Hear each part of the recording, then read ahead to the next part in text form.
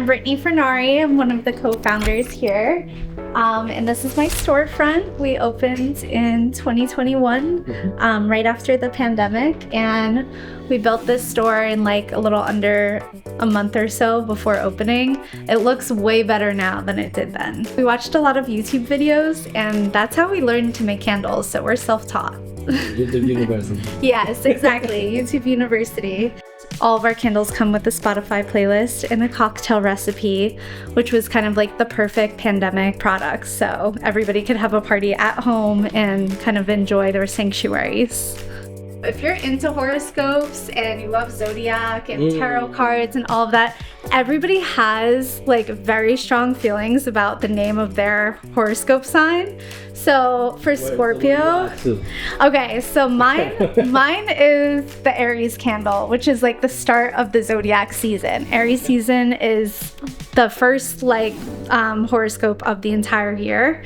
And I made it beware of trailblazer because we're always starting something new. We're leaders, you know, in our own right, and Aries just get shit done. So that is why the Aries candle is beware of trailblazer. And then method to the madness over here.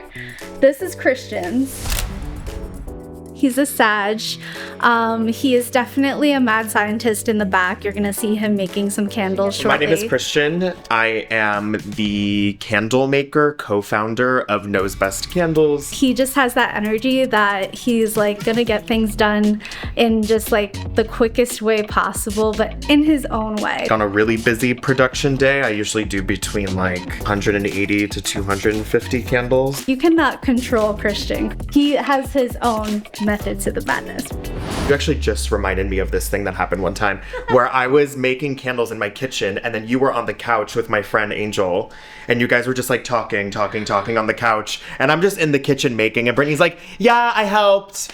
It was good. Yeah, I really dedicated. You're that friend. Yes, it's me. We're obsessed with Wicked. Elphaba was my favorite character from the movies and the books. Right here we have Mom's recipe. This is an ode to Christian's mother. She makes the best Italian lemon cookies, and so this is the scent of that. It's also Mother's Day right now, so it's literally delicious. You could eat it. Bitch Goddess. This is kind of like what started it all. This was the first candle we made, the first name we came up with, like the first scent that we both agreed on. The idea of it is to be very empowering. I think that the word bitch obviously historically references like a bad word for a woman, but going back to like the 1890s, H.G. Wells wrote a letter to somebody referring to like his lover at that point, and he basically called her a bitch goddess because she was a woman that had her own power and her own money. And so we're kind of like taking that word back, and it's just something that if you haven't heard it before, it kind of resonates always with people. They're like, yeah, I know a bitch goddess. But I think bitch goddess is kind of in all of us. Like even if you're a guy, you could be a bitch goddess too. We're always talking, we're always like kind of commingling with people because it's just so dense here. Love New York for that reason, and like the communication and just the openness that people do have here. Those real authentic conversations, they move through the candles too. Anybody that knows anyone that owns a small business, you know their life is in it. It's like years of really hard work and just like kind of giving up your social life and like a steady paycheck to just build something that might not work in the long run. But this is our 5th year, so we're really, really lucky.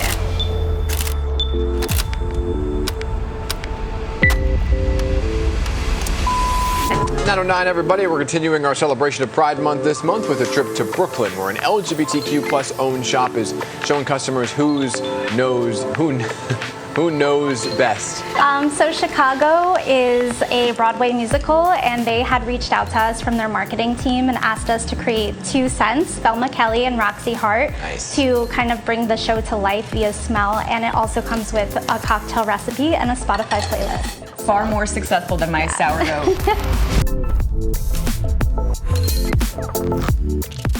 The Neighbor to Neighbor series really is a sense of building community, and I don't necessarily want to be in big box retailers. I don't think that's something that really calls out to me, just like I'm not going to be selling on Amazon anytime soon. Building Knows Best through community and people recommending it to their friends, and just the word of mouth marketing that is like us going to pop-ups and meeting you guys in person, you experiencing the store.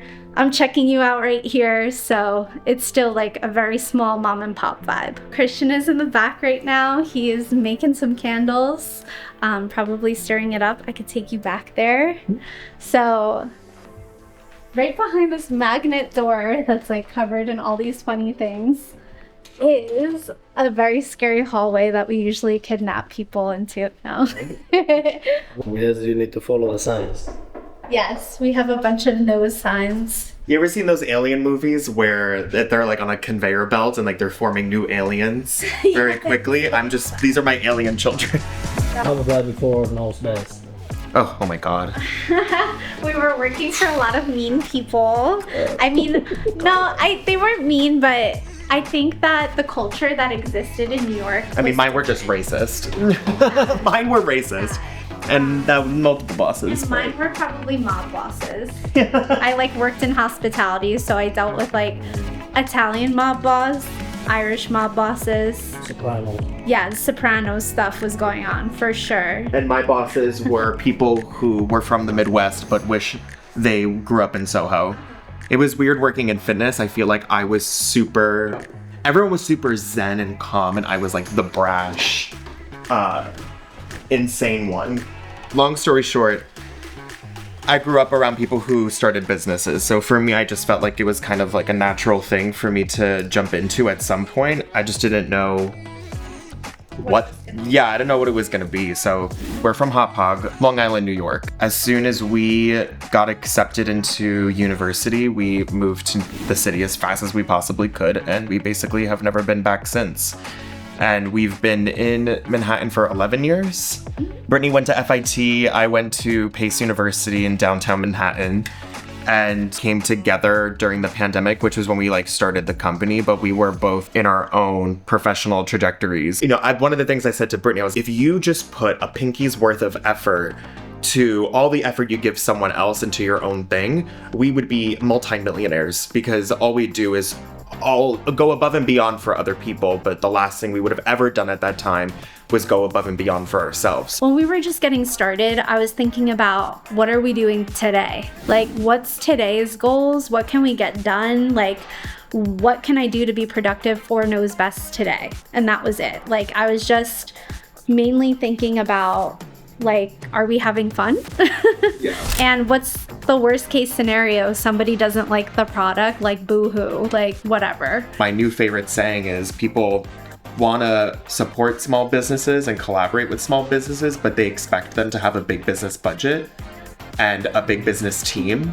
And I think people have great intentions, but I think a lot of the time, if anything, owning this business has given me a lot of empathy to past owners that I've worked with. You know, I know what a budget is, but when you're actually working with one and that budget is your livelihood, and then it becomes other people's livelihoods, I then realized how slim picking your choices are when it comes to like what opportunities you take and guessing what the thing is that's going to actually give you a return. Because we have poured money into things that did not provide a return, and then when people show up and they want this and that and all these things, and they don't even think about the consequences that we feel if something doesn't go right as planned. Like when people are like, oh, you could come do this thing for exposure. Oh, that's a red flag word for me now. Whenever I see that in an email, or we're like discussing with someone and they throw that in there, like payment is exposure, like you're just being paid in exposure. Like, also, what a stupid word. I can't. Exposure. The last thing I was exposed to was the flu, and that wasn't fun. You think I need exposure at your... That's like... I don't want to be too specific to what we're talking about, because the world doesn't need to know what it was. I can't imagine what it's like to do this on your own. Minefield. Because usually people who do it on their own the advice that they get from others are people who are not in business. People who give advice and have never had a business, no matter how smart they think they are, don't know shit. If Knows Best ever ended, we wouldn't just immediately die and combust. Before I used to feel like that though, the anxiety no, literally. of like owning a business. You're like, oh my God, if this doesn't work, I'm gonna die. Yeah, you have to turn, that fear into something else. If you're gripping onto something for dear life, it's actually, people would think, oh, if I hold on tighter, then it's not gonna let go. But actually, if you keep squeezing the shit out of it, you're either gonna break it, choke it to death, or whatever, violent thing you want to insert here. But it's like, actually letting go of it gives it room to breathe. You have to let go of your fears a little bit, which I mean, easier said than done, because I'm saying this with so much confidence, but in the actuality of doing it, it's hard. I mean, but that's why God invented wine. There's a whole story about it. You should read it. You know what I mean? You're like, I get it. Yeah, like it makes sense. Our motivation was to prove people wrong. And then once we started proving people wrong and reached a level of success that we didn't really think was possible, like Urban Outfitters, the Museum of Sex, opening a store. Yeah, once we reached all these milestones and then you hit this plateau, which was around 3 years. I remember when we were in Roberta's and we got rejected from Bryant Park Holiday Market and Union Square Holiday Market, and we had spent all this money and all this time. Your motivation, it really messes with your head because you're like, crap, the motivation was for other people or other people's poor influence on you. And then once you kind of move past it, you're like, so what is actually my motivation to keep going? I ended up getting my dream position with that company because I did so much legwork. And so I went from that to becoming the director of events and marketing. And I was like, oh, I'm finally making the commission I want. I made the title I wanted. I have the salary I want. And then 3 months into that position, I walked away because of Knows Best. And it was so scary.